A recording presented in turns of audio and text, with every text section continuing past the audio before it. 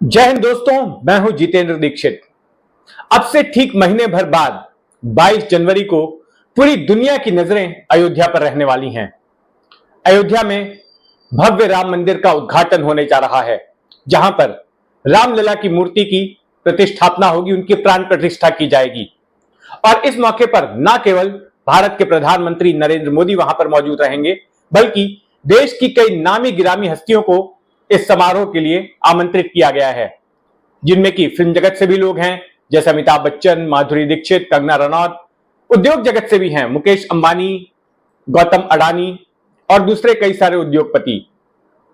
राजनेताओं को भी बुलाया गया है। और दिलचस्प बात यह है कि इस मौके पर कांग्रेस अध्यक्ष मल्लिकार्जुन खड़गे, कांग्रेस की नेता सोनिया गांधी और पूर्व प्रधानमंत्री मनमोहन सिंह को भी आमंत्रित किया गया है।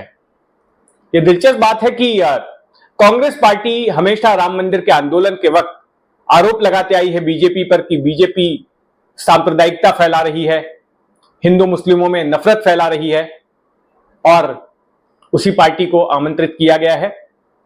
और जबकि कांग्रेस हमेशा से दावा करती रही है कि वो एक सेकुलर पार्टी है, और इस मुद्दे को लेकर हमेशा कांग्रेस और बीजेपी में आमना सामना रहा है। खैर, इस मौके पर लाल कृष्ण आडवाणी भी आमंत्रित किए गए हैं, जिन्होंने कि सबसे पहले जमीनी तौर पर इस आंदोलन को शुरू किया था, सोमनाथ से रथ यात्रा निकालकर। फिर मुरली मनोहर जोशी, उनको भी आमंत्रित किया गया है। हालांकि इन दोनों के बारे में सस्पेंस है कि ये लोग मौजूद रहेंगे या नहीं रहेंगे, क्योंकि इनकी दोनों की काफी उम्र हो चली है, बीमार भी रहते हैं, तो ऐसे में इनकी उपस्थिति होगी ये तय नहीं है। तो तमाम लोगों को इस मौके पर बुलाया जा रहा है और अभी से ही इस समारोह का बिल्डअप शुरू हो गया है। संघ परिवार की ओर से, विश्व हिंदू परिषद की ओर से और बीजेपी की ओर से।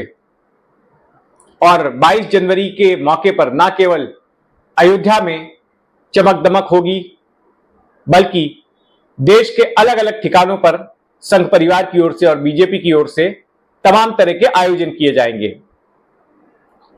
लेकिन इस मौके पर एक शख्स को अब तक निमंत्रण नहीं गया है, और यही बात अब सुर्खियों में आ गई है। यह शख्स हैं शिवसेना उद्धव ठाकरे गुट के अध्यक्ष उद्धव ठाकरे स्वयं। उनको अब तक निमंत्रण नहीं गया है। अब इस सिलसिले में जब बीजेपी के महाराष्ट्र में एक नेता नितेश राणे, केंद्रीय मंत्री नारायण राणे के सुपुत्र, उनसे जब पूछा गया तो उन्होंने कहा कि उद्धव ठाकरे का योगदान ही क्या है राम मंदिर में। जब बाबरी मस्जिद गिराई जा रही थी, तब उद्धव ठाकरे अपने घर की तीसरी मंजिल पर, मातोश्री बंगले की तीसरी मंजिल पर कैमरा साफ कर रहे थे। इस तरह का जवाब उनको दिया गया है। तो वहीं दूसरी तरफ संजय राउत, जो कि ठाकरे गुट के सांसद हैं, उन्होंने कहा कि बीजेपी दरअसल डरती है कि अगर उद्धव ठाकरे वहां पर गए अयोध्या में, तो पूरा श्रेय शिवसेना को मिल जाएगा, क्योंकि शिवसेना का बड़ा योगदान रहा है राम मंदिर के निर्माण के लिए।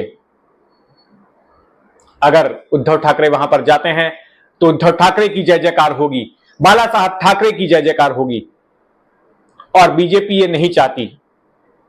संजय राउत का कहना है कि यह तो सिर्फ एक राजनीतिक श्रेय लेने का इवेंट बनाया गया है, इससे बीजेपी राजनीतिक श्रेय लेना चाहती है राम मंदिर के लिए, लेकिन इसके बाद वो एक धार्मिक उत्सव मनाएंगे शिवसेना ठाकरे गुट की ओर से। जब ये सब खत्म हो जाएगा तो उसके बाद एक धार्मिक उत्सव मनाया जाएगा।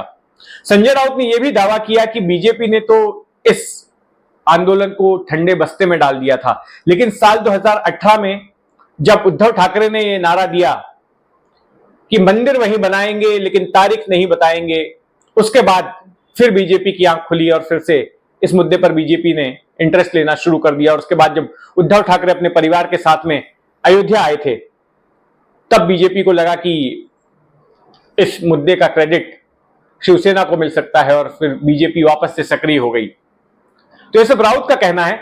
लेकिन वाकई में शिवसेना की किस तरह की भूमिका रही अयोध्या के आंदोलन में?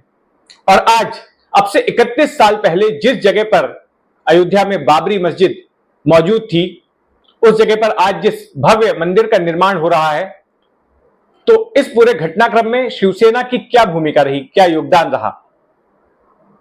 तो जो लोग 6 दिसंबर 1992 को अयोध्या में मौजूद थे, उनमें से कुछ चश्मदीदों से मैंने बात की, तो उनका कहना है कि यह बात सही है कि शिवसेना के लोग उस दिन अयोध्या में मौजूद थे, लेकिन वो उत्तर प्रदेश के शिवसैनिक थे। पवन पांडे नाम के शख्स, जो कि शिवसेना से विधायक भी बने थे, बाद में वो दूसरी पार्टियों में चले गए, वो वहां पर अपने कार्यकर्ताओं के साथ देखे गए थे। दूसरी तरफ महाराष्ट्र से भी शिवसैनिकों का 2 जत्था अयोध्या के लिए रवाना हुआ था। एक जत्था रवाना हुआ था मनोहर जोशी की अगुवाई में, जो 1995 में फिर महाराष्ट्र के मुख्यमंत्री बने थे, और दूसरा जत्था रवाना हुआ था मुंबई के पूर्व मेयर नंदू साटम की अगुवाई में, जिनके साथ 70 पार्षद थे।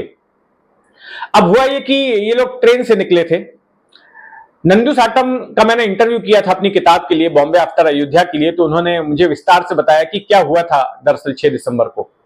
तो नंदू साटम ने यह बताया कि जब इनकी ट्रेन झांसी के पास पहुंची, तो ट्रेन पर बाहर से काफी पथराव हो गया और वहां पर हिंसा हो गई, और इस वजह से इनकी ट्रेन लेट हो गई। और जब ये अयोध्या पहुंचे 6 दिसंबर 1992 को, तब तक बाबरी मस्जिद को गिराया जाना शुरू हो चुका था, तब तक काम शुरू हो चुका था वहां पर। और इन्हीं साटम के मुताबिक मनोहर जोशी तो अगले दिन ही पहुंच पाए, क्योंकि पुलिस ने जगह जगह पर बैरिकेडिंग कर दी थी, रास्ते डाइवर्ट कर दिए थे, इसलिए मनोहर जोशी को भी आने में देर हुई। लेकिन इस बीच हुआ यह कि बीजेपी के तमाम नेता अपनी जिम्मेदारी से हाथ झटकने लगे कि उन्होंने ही मस्जिद को गिरवाया है या उनकी किसी तरह की भूमिका रही है। सब नेता अपने बयानों से पलटने लगे, और एक बीजेपी के नेता थे सुंदर भंडारी, उन्होंने बयान दे दिया कि इसमें शिवसैनिकों की भूमिका थी मस्जिद गिराने में। बस फिर क्या था, शिवसेना के दिवंगत प्रमुख बाला साहब ठाकरे ने मौके पे चौका मार दिया, और यहां मुंबई में उन्होंने बयान दे दिया कि अगर ये मेरे शिवसैनिकों ने बाबरी मस्जिद गिराई है तो इस बात का मुझे गर्व है। और तब से ये नैरेटिव बन गया शिवसेना की तरफ से कि बाबरी मस्जिद तो शिवसैनिकों ने ही गिराई है, और इसी को वो अपना योगदान मानते हैं। लेकिन अब इस मौके पर खुद उद्धव ठाकरे निमंत्रित नहीं है। ये एक संभावना ये भी है कि अगले 2-4 दिनों में, हफ्ते भर में उनके पास भी निमंत्रण पहुंच जाए, लेकिन अब तक वैसी कोई जानकारी तो आई नहीं है। लेकिन उनको निमंत्रित ना किए जाने से जो शिवसेना ठाकरे गुट की खींच है, जो गुस्सा है, वो जरूर झलक रहा है। खैर, तो देखते हैं इस सिलसिले में आगे क्या होता है। ये कहानी आपको कैसी लगी, कमेंट बॉक्स में अपनी राय जरूर रखिएगा, और अगर आपने अब तक इस चैनल को सब्सक्राइब नहीं किया है तो सब्सक्राइब कर लें। जय हिंद।